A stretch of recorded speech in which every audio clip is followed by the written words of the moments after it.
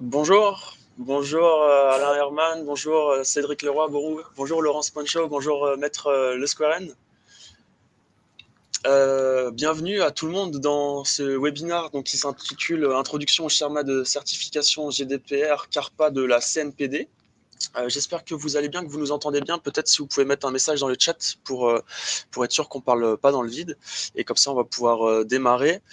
Moi, je m'appelle Maxime Cuche. J'ai organisé donc cet événement. Je vais rapidement vous présenter Livestorm, les intervenants, et puis après, je vais laisser la parole du coup à Monsieur Alain Herman. Bonjour, nous vous entendons. Le son fonctionne bien, parfait. Donc, comme vous pouvez voir, Livestorm, vous avez un onglet chat qui vous permet d'échanger entre justement les participants. Vous avez aussi un onglet en bas à droite, si vous êtes sur votre navigateur, un onglet questions pour la session de questions-réponses de tout à l'heure. Au niveau du programme, on va commencer par une intervention donc, de la CNPD, Monsieur Alain Herman, qu'on remercie d'être là, qui va nous parler donc, de la certification. Puis ensuite, on va passer avec AK Partners, Cédric Leroy, Laurence Poncho qu'on voit avec nous. Et enfin, on terminera par une intervention aussi de Maître Renaud Le Squaren. Et donc la session de Q&A. Au niveau des intervenants, donc dans l'ordre, Monsieur Alain Herman qui a rejoint la CNPD en 2012 et qui est depuis septembre 2021 commissaire à la protection des données. On a également Monsieur Cédric Leroy, qui est réviseur d'entreprise et Head of Regulatory et Compliance au sein du cabinet de révision AK Partners. À ses côtés, Madame Laurence Poncho, qui est en charge des services RGPD donc pour AK Partners. Et enfin, Maître Renaud Squaren, qui est associé au sein de l'étude DSM avocat à la Cour et qui a plus de 20 ans d'expérience en droit du numérique. Voilà, pour ceux qui souhaitent recevoir une attestation de participation, je vous mettrai mon adresse email dans le chat et puis on vous reviendra d'ici quelques jours avec le document. Je vous souhaite un très bon webinaire et donc je laisse la parole à Monsieur Alain Herman. Merci Maxime, bonjour à tout le monde. Donc moi je vais commencer par vous faire un petit overview de la certification RGPD et de l'écosystème luxembourgeois pour ce type d'outils et un focus sur la certification GDPR CARPA qui est donc une certification que nous avons développée à la CNPD. Alors pour commencer un peu l'historique, donc cette aventure elle a déjà commencé il y a quelques années, donc aux alentours de 2018, avant même l'entrée en vigueur du RGPD. Donc, on s'était mis ensemble avec des acteurs luxembourgeois, notamment du monde de l'audit, pour voir s'il y avait un intérêt pour développer une certification donc, sous le RGPD, qui est donc une possibilité qu'offre le texte. Donc, on a été, on va dire, des early birds pour le développement de ce type d'outils. On a développé ça quasiment en même temps que le Comité européen pour la protection des données, donc l'ensemble des autorités de protection des données européennes qui se retrouvent dans ce comité, qui ont également développé, on va dire, tous les guidances sur la certification RGPD. On a également été très actifs au niveau luxembourgeois comme rapporteur pour le développement de cette activité au niveau européen. Et donc, entre 2018 et 2022, on a, on va dire, on a apporté tous les critères, tout le knowledge. On a développé aussi le knowledge au niveau européen avec l'aide de GDPR CARPA comme cobaye, on va dire, comme certification test, pour que le DPB puisse donner ses avis sur ces certifications et que, in fine, on puisse l'adopter au niveau national. Donc, juste pour information, cette certification, comme n'importe quelle certification RGPD, qu'elle soit nationale ou européenne, doit passer par une revue du Comité européen sur la protection des données.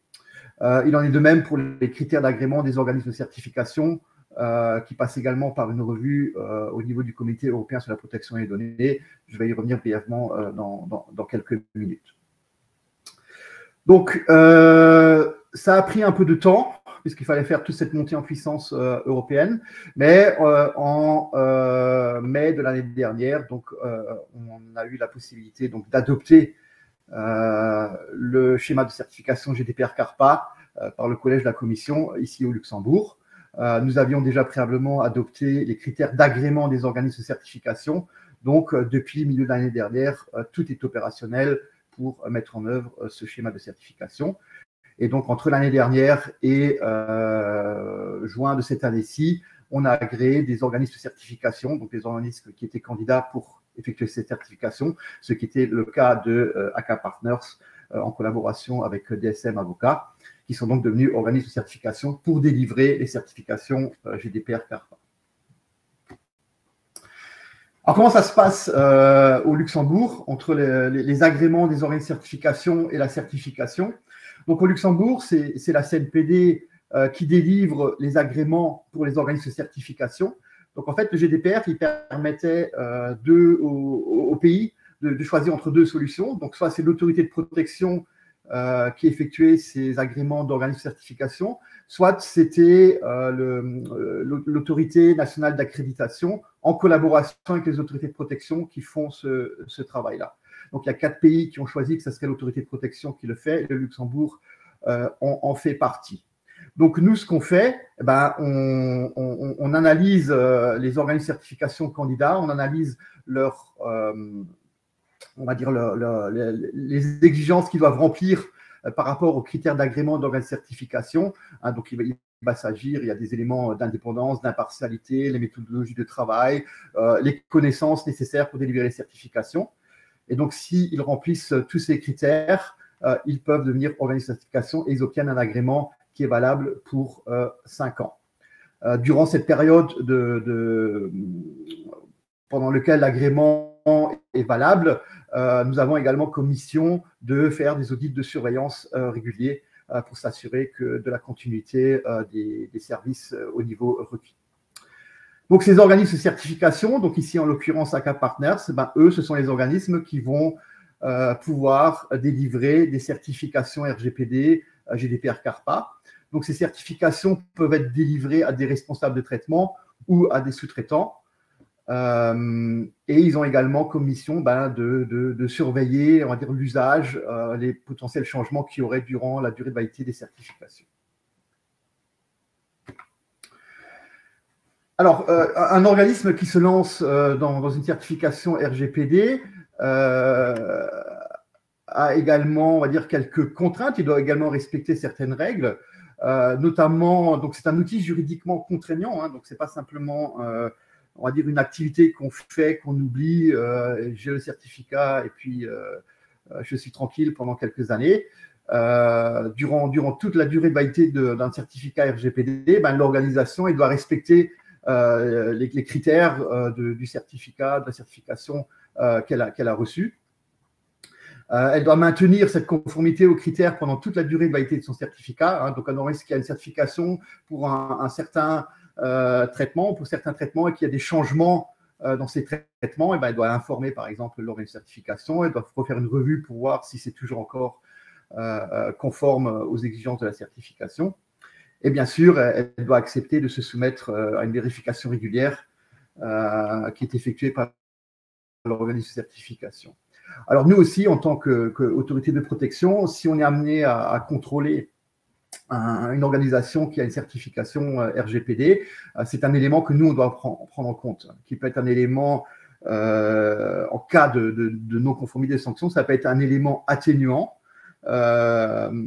ou un élément aggravant. Donc, élément aggravant, par exemple, si un organisme a une certification RGPD, mais que de façon intentionnelle, par exemple, elle ne respecte pas les règles de la certification, ça pourrait être un élément aggravant dans le cadre d'un contrôle. Dans le contraire, il y a un souci, mais l'organisation a respecté les critères de certification. C'est un élément atténuant qu'on doit prendre en compte dans le cadre d'un contrôle. Alors, la certification CARPA elle-même, donc c'est un mécanisme de certification nationale, donc c'est-à-dire en fait que peuvent demander ce type de certification, donc les responsables de traitement et les sous-traitants qui sont localisés au Luxembourg. C'est un schéma de certification avec des critères généraux, hein, donc il peut s'appliquer à tout type de secteur, hein, tant de santé, finance, commerce. Donc les critères ont été rédigés de façon ouverte pour pouvoir s'appliquer à différents secteurs, et ils sont également flexibles pour que l'organisation puisse, on va dire, pour qu'il puisse coller à la façon de travail de l'organisation sans être trop restrictive sur les éléments demandés. Et donc, c'est un schéma de certification qui va demander de mettre en place des mesures techniques organisationnelles.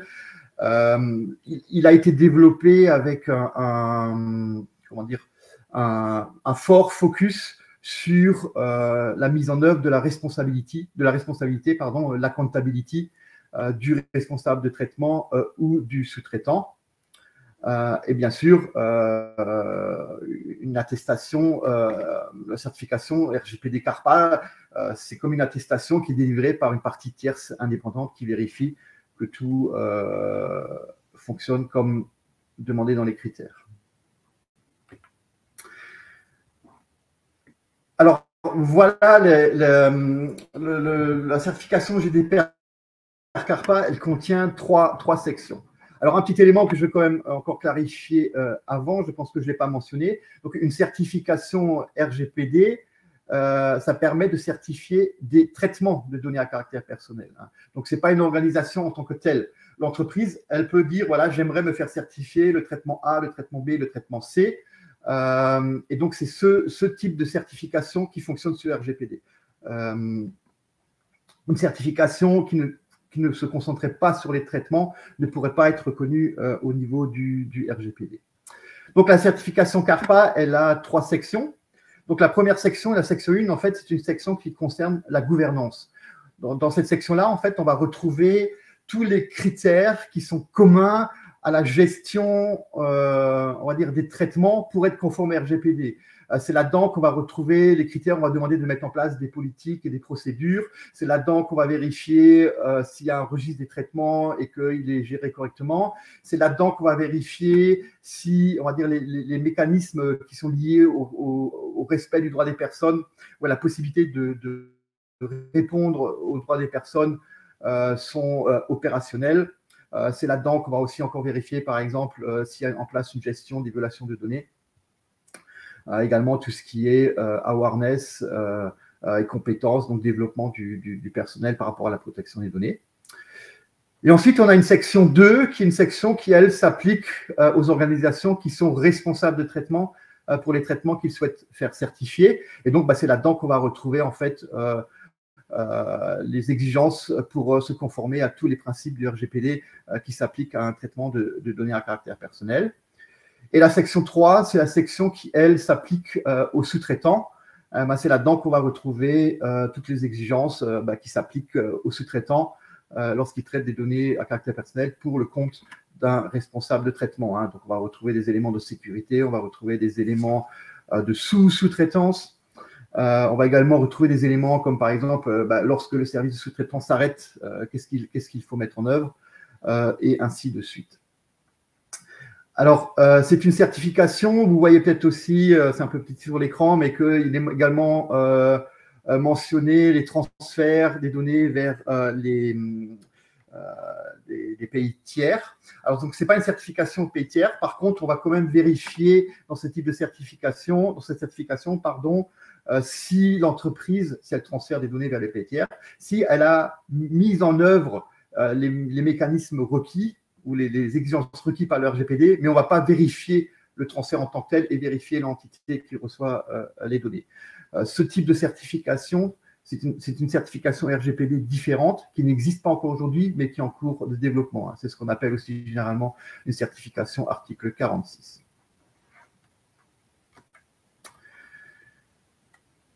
Donc, un élément qui est totalement innovant et qui est pour l'instant unique, c'est qu'en fait, dans cette certification-là, on a intégré comme méthodologie d'audit pour pouvoir délivrer la certification l'ISAE 3000. Donc, je pense que AK Partners, après, va vous développer ça un peu plus. Mais donc, c'est une méthodologie d'audit qui est internationalement reconnue, qui est très forte, qui permet notamment aussi de vérifier l'efficacité opérationnelle de ce qui est mis en œuvre. Donc, c'est un élément très fort pour cette certification CARPA, parce que ceux qui mettent ça, on va dire ceux qui ont des traitements qui sont certifiés sur CARPA, ils vont quand même avoir un très haut niveau d'assurance par rapport à la conformité de ces traitements par rapport au RGPD. Donc, ça peut être très intéressant pour les entreprises qui traitent beaucoup de données, qui traitent des données sensibles, pour lesquelles notamment aussi les données sont, on va dire, un élément central, essentiel de leur business. Ça peut être encore plus intéressant pour les organisations dans des contextes business to business. Donc, par exemple, un sous-traitant qui souhaiterait, une organisation qui agit comme sous-traitant, qui souhaiterait pouvoir démontrer aux responsables de traitement, donc qui sont ses clients, comme quoi il gère les données de caractère personnel pour les services qu'il offre de façon conforme. Une telle certification va être un outil très puissant pour démontrer cela. Donc, comme je disais, environnement unique. Donc, au Luxembourg, ici, on a, enfin, on va dire, le développement de cette certification GDPR CARPA, en fait, elle a été réfléchie d'une intégration de A à Z. Donc, en fait, les critères d'agrément pour les organismes de certification incluent déjà toutes les exigences liées à la capacité de délivrer des rapports ISAE, donc de faire des audits sous ISAE. Les critères ont été rédigés pour matcher avec la méthodologie d'audit. Donc, on a quand même un critère qualité qui est extrêmement fort dans la construction de ce schéma de certification. Également, comme je le mentionnais, donc, au Luxembourg, c'est la CNPD qui fait les agréments des organismes de certification. On a développé donc aussi un schéma de certification. Donc, en fait, on a un contrôle sur toute la chaîne. Donc, si jamais il y a un souci dans la chaîne, on peut réagir très rapidement pour corriger le problème, pour l'identifier déjà d'abord, pour le corriger et s'assurer qu'il y ait toujours une confiance forte dans cet outil qui serait déployé. Donc, forcément, il y a une minimisation des risques d'abus de la certification, donc maintien de la confiance, minimisation des risques d'un audit de certification de faible qualité, ce qui est quand même quelque chose qui peut arriver plus fréquemment avec des certifications purement ISO, parce que la méthode d'audit n'est pas forcément identifiée dès le départ. Et donc, comme je le mentionnais, une possibilité de réaction rapide en cas de problème n'importe où dans la chaîne de certification. Alors, juste une petite mention, parce que quand je dis que la CNPD a une supervision sous l'entité du processus, c'est le processus, donc ce n'est pas sur l'activité même. Lorsque l'organisme de certification va faire l'évaluation, lorsque l'organisme de certification va faire l'évaluation de la certification dans une entreprise, si celle-ci échoue, nous, on n'est pas informés de ça. Donc, on reste plus au niveau du processus. Voilà, donc là, j'ai donné un peu une vue globale de la certification RGPD et de GDPR CARPA. Et je vais laisser les orateurs suivants vous expliquer un peu plus en détail comment ça fonctionne, comment on peut se faire certifier. Merci beaucoup, Monsieur Herman. Et donc, voilà, je passe la parole à Cédric et à Laurence. Merci, Maxime. Merci, Monsieur Herman. Alors, dans cette présentation, donc, nous allons aller rapidement au début pour se focaliser vraiment sur les aspects pratiques et vous montrer par exemple des exemples de tests qui seront faits selon les 3 critères ou les 3 sections que M. Herman a présenté. Avant tout ça, on va juste revenir sur ce qu'est un ISAE 3000 et principalement un ISAE 3000 de type 2, ce que ça apporte. On va rapidement expliquer ou en tout cas énumérer quels sont pour nous les avantages d'une certification, mais également à qui s'adresse la certification. Et après, nous irons, comme je le disais, sur les critères un peu plus pratiques. Donc, pourquoi se faire certifier? Donc ça, M. Herman l'a très bien expliqué. on peut juste rajouter que l'ISAE 3000 est un ensemble internationalement reconnu qui inclut aussi d'autres normes de qualité. Et ça, on ne va pas rentrer dans un débat normatif, mais c'est vraiment quelque chose qui est vraiment internationalement reconnu et qui entraîne à la fois une assurance pour l'entité qui a été soumise à l'audit, mais également l'assurance que le cabinet d'audit qui l'a fait doit respecter des règles très précises de contrôle qualité que l'on va évoquer juste après. Alors, pourquoi se faire certifier? Le mot-clé, c'est vraiment la confiance. Donc, c'est une confiance de l'entité par rapport pour son management, donc qui permet au management de s'assurer que l'entité traite bien les données.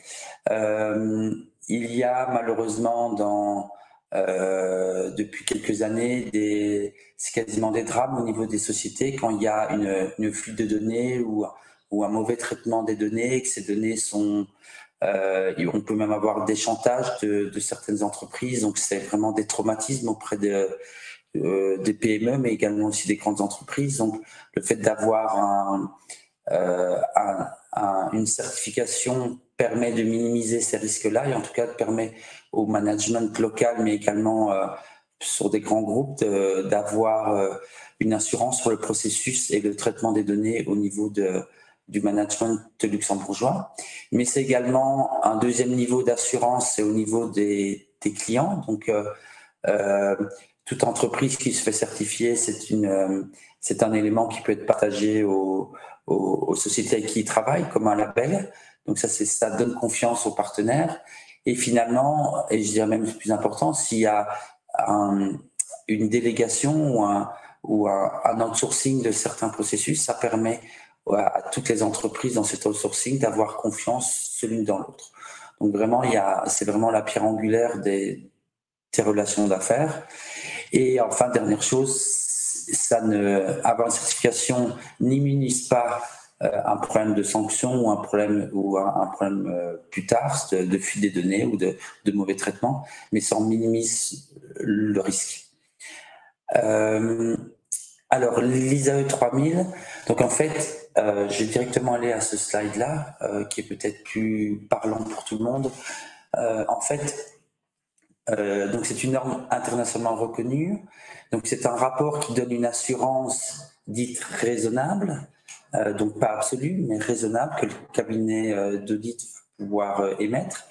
Et en fait, il existe deux types de rapports. Le premier rapport, c'est en fait un rapport qui va donner une assurance sur la conception des données, alors que le rapport de type 2 va aller beaucoup plus loin, parce qu'en plus de décrire les contrôles et de donner une opinion sur le design, donc sur la description et la conformité des contrôles par rapport aux objectifs de contrôle, elle va également donner, comme l'a dit M. Herman, une opinion, une assurance raisonnable sur l'efficacité des contrôles. Donc ça veut dire que l'option choisie par la CNP2 est vraiment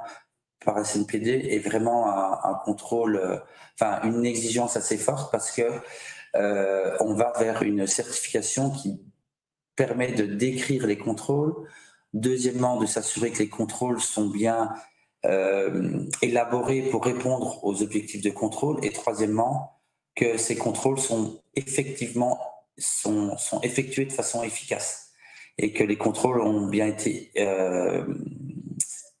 réalisés dans un laps de temps qui est défini selon les normes. Donc c'est vraiment un outil assez puissant.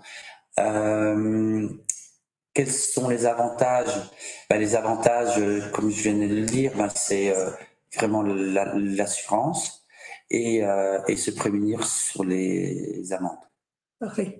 Merci beaucoup, Cédric. Donc ici, effectivement, on a repris donc quels sont les principaux avantages de la certification. Ils ont déjà été énumérés par Monsieur Herman, par Cédric. Donc je vais aller rapidement dessus, mais effectivement, on peut parler de l'assurance de la conformité réglementaire, donc pour les traitements qui sont en scope. On peut parler de la confiance que ça apporte à l'ensemble des parties prenantes et donc des business partners, mais également pour les clients, également pour le personnel, et ça devient de plus en plus important. Le fait que cette certification va nourrir, va renforcer la réputation de l'entité, et Cédric a mentionné qu'en cas de data breach, cette réputation peut effectivement être fort entamée. Et également, on va se placer, lorsqu'on s'engage dans un processus de certification, l'entreprise va s'engager dans un processus d'amélioration continue, parce que si la certification est effectivement donnée pour une période de 3 ans, en fait, elle est donnée sous réserve d'audit annuel. Donc, l'entreprise s'engage effectivement dans un processus d'amélioration continue. Et donc, tous les avantages que je viens de citer, ce sont autant d'arguments marketing, d'arguments commerciaux de poids, qui vont permettre à une entreprise de se démarquer de la concurrence et d'aller chercher des nouveaux contrats, des nouveaux marchés, parce que si aujourd'hui l'ensemble des acteurs auxquels vous faites face disent qu'ils vont gérer vos données avec intégrité et avec confidentialité, il s'agit pour le moment seulement d'une autodéclaration qui, quelque part, n'engage que et ne convainc qu'à moitié. Donc ici, avec une certification, on va avoir un sceau d'approbation tiers qui est donné par un professionnel indépendant et selon donc une norme qui est internationalement reconnue. Et donc, voilà, et le dernier point, c'est effectivement, outre tous ces avantages commerciaux, le fait que sans constituer une garantie à 100% qu'on va éviter donc une amende de la CNPD, ça permet néanmoins de s'en prémunir. Alors, à qui s'adresse la certification? La certification s'adresse aux entreprises de toute taille et de tout secteur, puisque, comme M. Herman l'a dit, les critères de certification ont été conçus pour être suffisamment flexibles pour pouvoir convenir à une panoplie d'opérations dans des secteurs très différents. Et chaque entité va en fait pouvoir définir et mettre en œuvre les mesures qui conviennent le mieux à sa situation dans son secteur spécifique. Alors maintenant, une fois qu'on a dit que ça s'adresse aux entreprises de toute taille et tout secteur, on peut quand même reconnaître que c'est particulièrement pertinent pour certains acteurs, à savoir les acteurs qui vont fournir des services externalisés, comme par exemple tout ce qui est gestion de la paye, fonction comptable, prestations commerciales, à tous les opérateurs qui offrent des services en mode SaaS. Ensuite, on a tous les opérateurs qui traitent des données sensibles, et là on va penser au secteur de la santé par exemple, mais aussi aux opérateurs télécoms qui gèrent des données de localisation. Et puis alors, on a tous les acteurs qui gèrent des données en grande quantité, comme par exemple les data centers ou les services publics qui vont être amenés à gérer donc les données des citoyens et qui se doivent quelque part d'être exemplaires. On citera également donc les asset managers. Et alors, comme Monsieur Herman l'a dit, néanmoins donc il y a une restriction que l'on peut noter ici, à savoir que cette certification s'adresse uniquement donc aux responsables de traitement et aux sous-traitants qui sont établis à Luxembourg. Alors, on rentre dans le vif du sujet avec le processus d'audit. Donc, la première chose qu'une entreprise va devoir faire, c'est déterminer donc quels sont les traitements pour lesquels elle souhaite obtenir une certification. Donc, elle va prédéterminer un scope. Et ensuite, l'organisme certificateur, donc AK Partners par exemple, va venir valider ce scope suite à une analyse pour déterminer quels services, quel business unit, quel domaine fonctionnel, quelles applications sont matériels en termes de protection des données. Et donc, on va commencer par vous demander un inventaire complet de tous les systèmes, de toutes les interfaces qui sont utilisées pour mener à bien une opération de traitement, mais on va également vous demander un mapping pour des données, pour comprendre les étapes qui sont nécessaires à l'exécution d'une activité de traitement. Et je vais passer la parole à Renaud qui souhaitait également intervenir sur ce point, avant d'aller sur un exemple spécifique. Voilà. Bonjour à tous. En fait, nous, notre expérience, puisqu'on audite des sociétés, on les accompagne dans la mise en conformité en matière de protection des données depuis 2018 et même bien avant l'entrée en vigueur du RGPD. Les points pratiques que je voulais souligner ici, c'est l'importance de réfléchir en amont de la certification à la mise en conformité. C'est-à-dire que ces éléments que Laurence vient d'expliquer, et notamment, je pense au registre, qui est le socle autour duquel tourne l'ensemble de la documentation qui sera nécessaire par rapport à la démonstration de la conformité protection des données.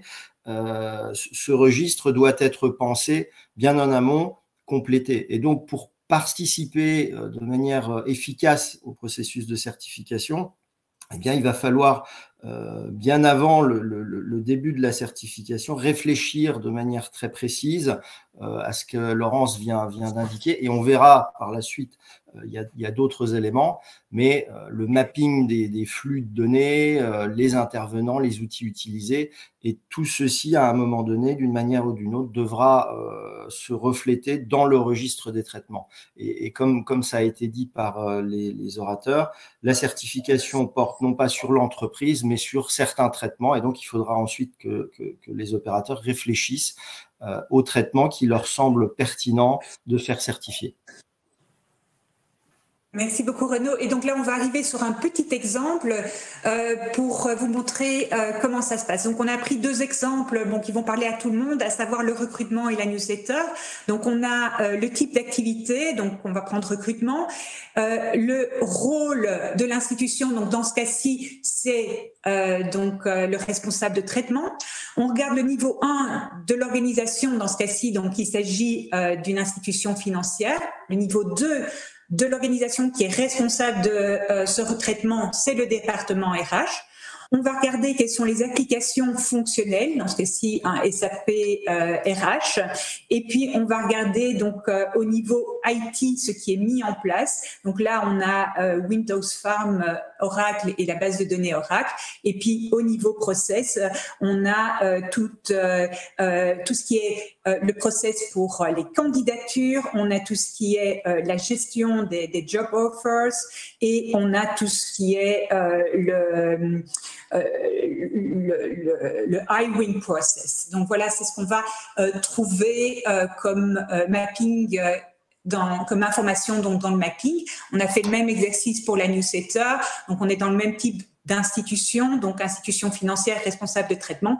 Le département responsable, c'est le marketing. L'application qu'on utilise, c'est le CRM. Ici, au niveau de l'application IT, on est sur une solution cloud, donc en mode SaaS.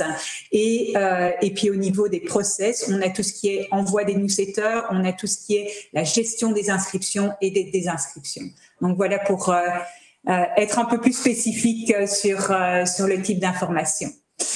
Alors, quelles sont les grandes étapes de la certification? Donc, tout d'abord, vous allez soumettre une candidature. Il va y avoir une définition du scope et la rédaction donc d'une lettre d'engagement, et puis on va entrer dans le vif du sujet avec l'audit de certification. Alors ça prend une petite partie de 16 pages, mais c'est vraiment le gros du travail, et on va le détailler dans les slides qui viennent. Mais donc, comme Cédric l'a dit, donc basé sur un rapport ISAE 3000 de type 2, on notera éventuellement, donc on effectuera des tests, on notera éventuellement les non-conformités potentielles, et puis en fait le rapport qui sera rédigé par l'équipe d'audit va être soumis à une autre équipe au sein d'ACA qui va revoir le rapport en regard des critères de certification. Et à la suite de ça, il y aura une décision d'octroyer ou non la certification, une information à la CNPD, et si la certification est accordée, le certificat est émis. Donc, comme vous voyez, il y a une case donc monitoring compliance, puisque comme on l'a dit, Le certificat est donné pour une durée de 3 ans, mais sous réserve d'audit annuel. Et donc, ceci mène à la gestion des certificats parce que éventuellement, on va confirmer et on l'espère la certification, mais éventuellement, il pourrait y avoir une modification du scope, peut-être une réduction du scope, une suspension ou un retrait.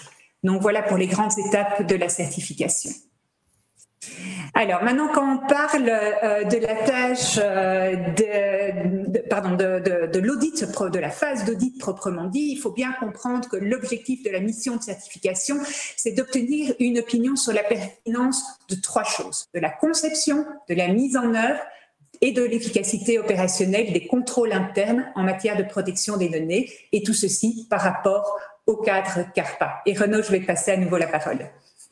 Alors, là aussi, notre expérience montre que quand la conception est bonne, la mise en œuvre est parfois complexe en matière de protection des données parce que le quotidien de la protection des données, ça va être des data breach, ça va être des demandes d'accès, en plus de la gestion globale du privacy by design. Privacy by design, je rappelle, ça signifie qu'il faut avoir une réflexion en amont lorsqu'on met en œuvre un process, lorsqu'on sélectionne un outil informatique ou qu'on développe un nouveau traitement, il faut réfléchir dès le départ à l'impact de la protection des données et à la manière de respecter le RGPD. Donc, au-delà des aspects de mise en œuvre, ce qui est très important, c'est l'efficacité opérationnelle et c'est un des points extrêmement importants de cette certification CARPA. C'est le contrôle de l'efficacité sur le temps, la durée, et ça a été parfaitement rappelé par les autres orateurs. Il y a d'abord le processus de certification en lui-même et ensuite, il y a une revue annuelle. Et donc, dans ce cadre-là, les entités doivent mettre en place des mesures de formation continue de leurs équipes de manière à ce que la gestion des données personnelles reste quelque chose de vivant au sein de l'entreprise. Super, merci beaucoup. Et donc, l'auditeur va mener 2 types de travaux. Donc, tu peux revenir en arrière, merci. Donc, le premier type de travaux, c'est vraiment s'assurer de la conception et de la mise en œuvre, donc de l'ensemble des mesures qui permettent de se conformer donc aux exigences du RGPD. Donc, on va avoir tout ce qui est mesures de gouvernance, mesures opérationnelles, les mesures de sécurité de de l'information, mais aussi de l'encadrement contractuel des relations avec les sous-traitants. Et donc, sur base de cette première partie, l'auditeur va être en mesure de porter un avis sur la pertinence du dispositif de conformité qui est mis en place. Ensuite, pour venir donc à la deuxième partie qui est l'efficacité opérationnelle, donc on va faire une série de tests pour s'assurer que les procédures sont effectivement mises en place au sein de l'organisation et, comme Renaud le disait, dans la durée. Alors, il faut quand même noter que s'il y a des éléments de sécurité de l'information qui sont intégrés dans le schéma, ils ne constituent pas le focus de ce mécanisme de certification. Et donc, si ce que vous souhaitez, si votre objectif est d'obtenir une assurance sur les mesures de sécurité de l'information, il y a d'autres certifications qui existent et qui sont plus pertinentes. Ici, ce qu'on va faire, c'est qu'on va vraiment se concentrer sur la responsabilité du responsable de traitement ou du sous-traitant qui doit mettre en œuvre donc un système de gouvernance qui va encadrer donc la gestion des données personnelles. Alors, donc ce slide, c'était le même slide, mais avec un autre layout que Monsieur Herman vous a présenté auparavant, avec les 3 grandes sections pour les critères de certification. Et vous voyez donc, par exemple, donc pour le premier qui s'occupe de la gouvernance, il y a 7 items. Et donc, ce qu'on va faire, c'est que pour chacune de ces sections, on va prendre quelques items, les premiers d'entre eux, et on va vous expliquer quel type de contrôles vont être menés. Et avant ça, je passe à nouveau la parole, Renaud. Ce qui est important aussi dans le processus de certification, c'est de voir que ces 3 sections ne s'appliquent pas systématiquement, puisque la section numéro 1 s'appliquera à la fois dans les hypothèses responsables du traitement et sous-traitant. La section numéro 2, elle s'applique aux responsables du traitement et la section numéro 3 aux sous-traitants. Et donc, selon le type de traitement et selon la situation dans laquelle l'entité se trouve, eh bien, on aura à sélectionner parmi ces sections les éléments qui devront être, qui feront partie de la certification. Super, merci. Et alors, donc, on peut aller au slide suivant. Donc, ce qu'il faut savoir lorsque vous vous préparez, c'est que la CNPD a défini de manière très détaillée les critères de certification et que vous pouvez les retrouver sur le site de la CNPD. Donc, en termes de préparation, vous avez donc un beau schéma à suivre. Et donc, on va aller dans la section 1, donc les critères de gouvernance, donc qui s'appliquent aussi bien aux responsables de traitement qu'aux sous-traitants. Et donc, là, on a pris les 3 premiers d'entre eux pour vous expliquer comment ça se passe. Donc, le premier, donc c'est les politiques et procédures. Et donc, on va regarder les conditions générales, les engagement letters, et puis alors toutes les procédures qui sont spécifiques au RGPD, donc privacy policy, cookies policy, les déclarations du sous-traitant, les procédures en cas de data breach, les procédures pour l'exercice des droits des personnes. Et donc, pour chacune de ces procédures, de ces politiques, on va s'assurer que les responsabilités ont bien été définies. On va s'assurer que le management est responsabilisé. On va s'assurer que les lignes de reporting ont été formalisées, qu'il y a une documentation des décisions qui impactent la protection des données, et on va s'assurer que toutes ces procédures, toutes ces politiques sont également mises à jour. Alors maintenant, si on regarde le registre des traitements, et Renaud l'a dit, c'est quand même la pierre angulaire, quelque part, de la conformité, et ben on va regarder que l'ensemble des traitements se retrouve bien dans le registre des traitements, donc on va regarder à l'exhaustivité, et puis on va s'assurer que pour chaque traitement, on trouve bien tous les éléments qui sont requis. Donc la finalité du traitement, les catégories de personnes concernées, les catégories de données personnelles, les catégories de destinataires. On va également regarder les transferts et voir quelles sont les garanties qui sont prévues pour les transferts. On va également regarder aux délais qui sont prévus pour l'effacement, et on va également retrouver là-dedans la description générale des mesures de sécurité aussi bien techniques qu'organisationnelles qui sont mises en œuvre. Donc voici pour le registre de traitement. Et un dernier exemple pour cette première section, c'est la gestion donc des droits des personnes concernées. Et donc là, on va inspecter la mise en œuvre de la procédure, s'assurer qu'il y ait un point de contact, s'assurer donc les différentes demandes sont enregistrées, qu'il y ait une documentation des réponses et une documentation des rejets. Et je te passe la parole, Cédric, pour la deuxième section donc qui s'adresse aux responsables de traitement spécifiquement.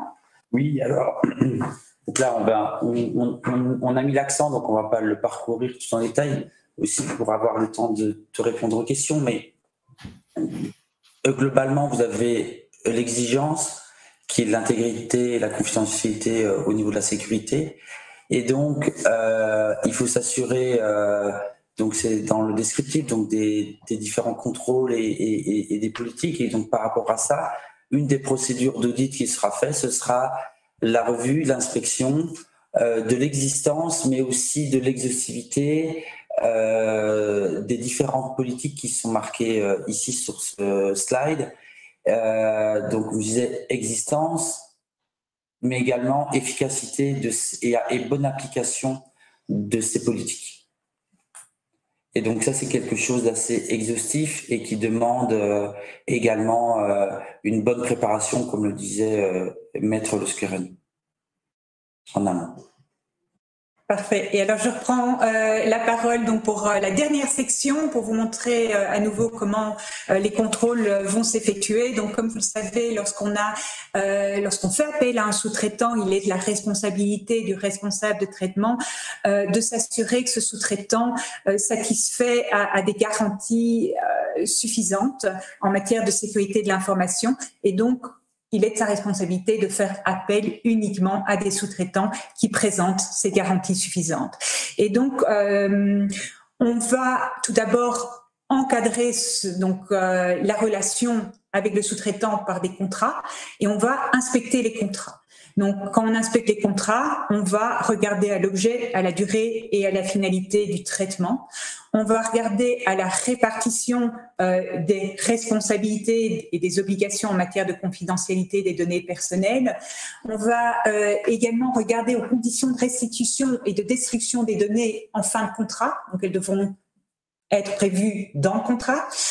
On va également regarder aux règles de gestion et notification des incidents. Donc, lorsqu'il y a un incident, le sous-traitant doit informer dans les plus brefs délais le responsable des traitements et il doit également lui apporter assistance pour garantir donc le respect de ses obligations.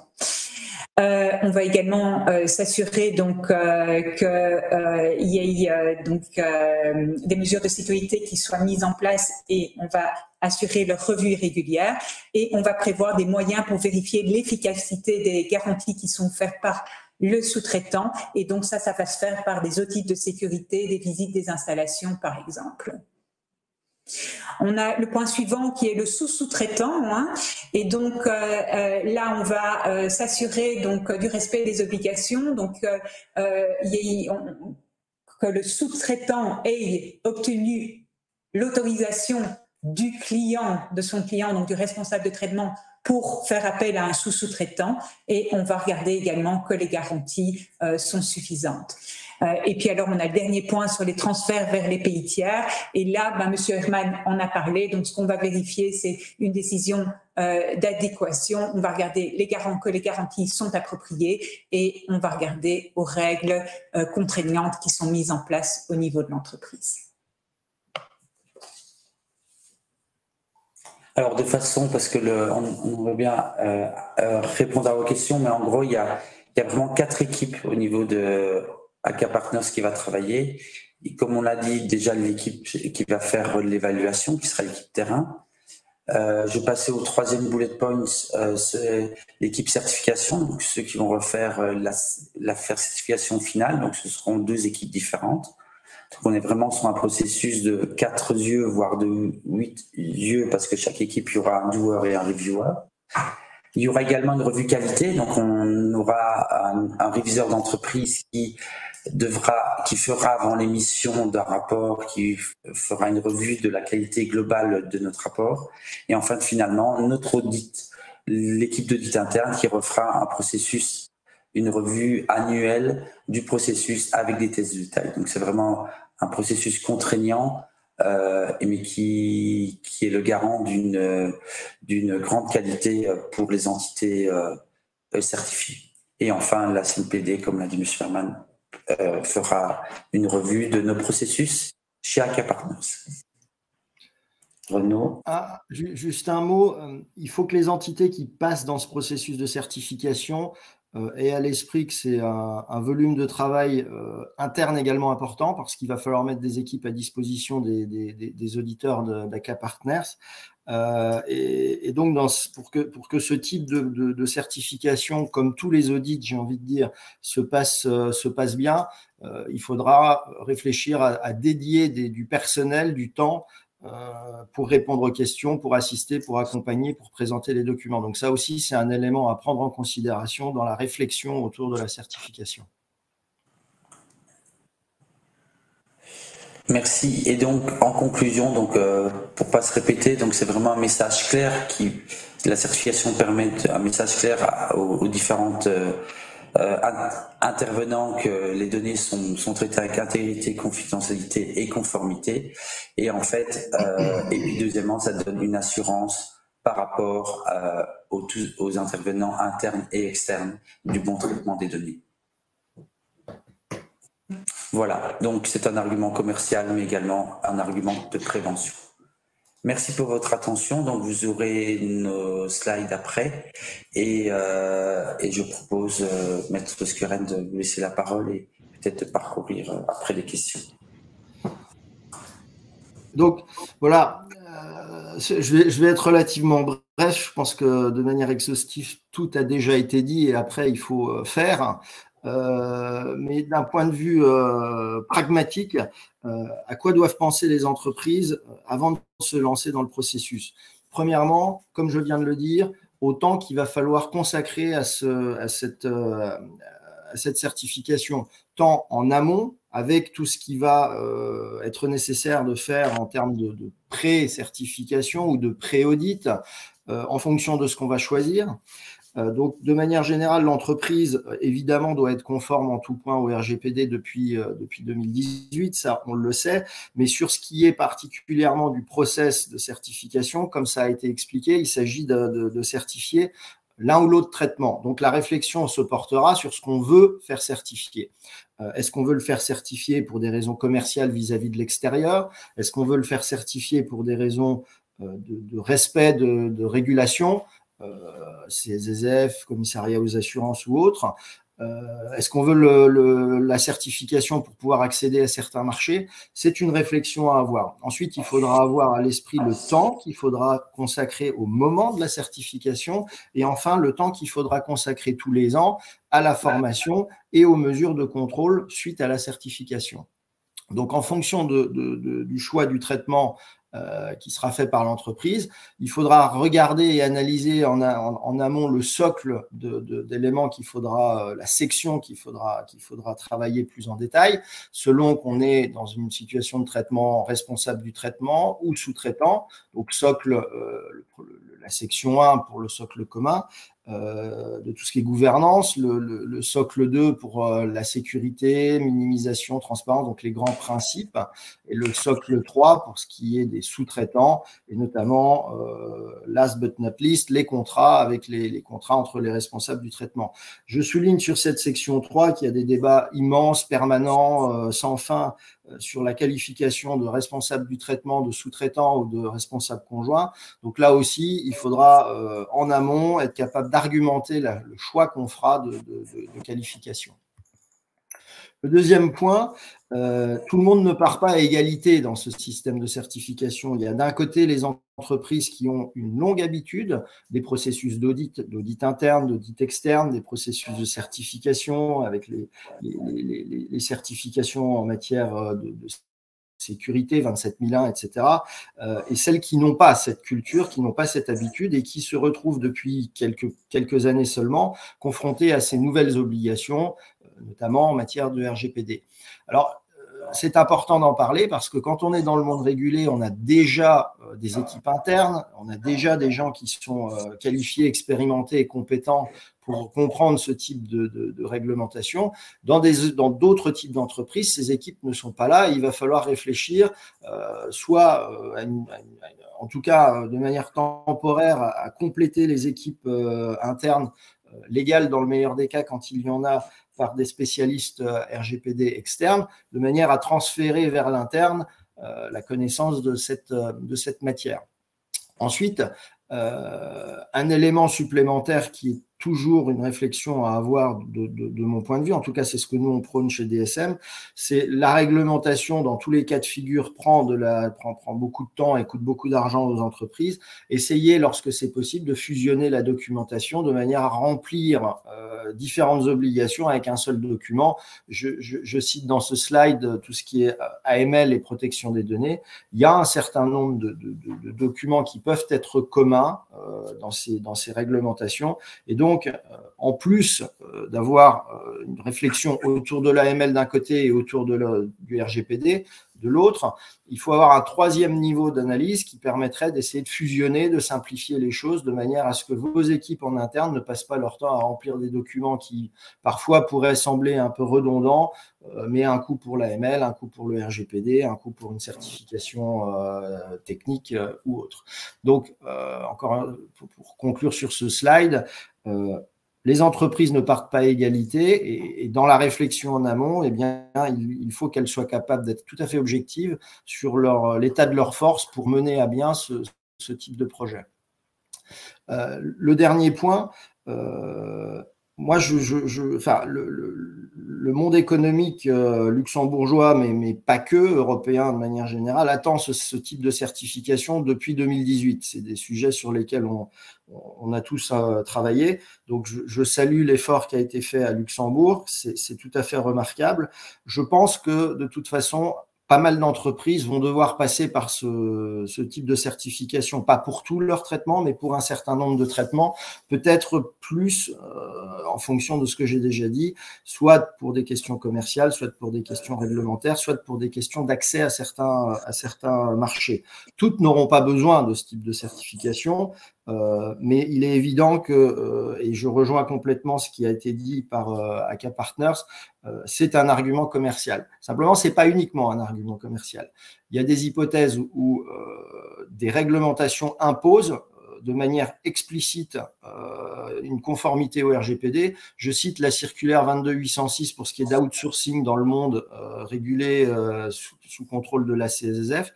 Il y a des dispositions qui sont explicites, qui font explicitement référence à la conformité RGPD. Et il y a de plus en plus de réglementations qui y font explicitement référence. Donc, quand vous avez la certification, vous cochez la case. Ensuite, il y a l'accès au marché public. Les entreprises, aujourd'hui, on estime que l'ensemble des opérations commerciales européennes sont à 30% organisées à travers de marchés publics. Donc, c'est gigantesque, on le sait tous.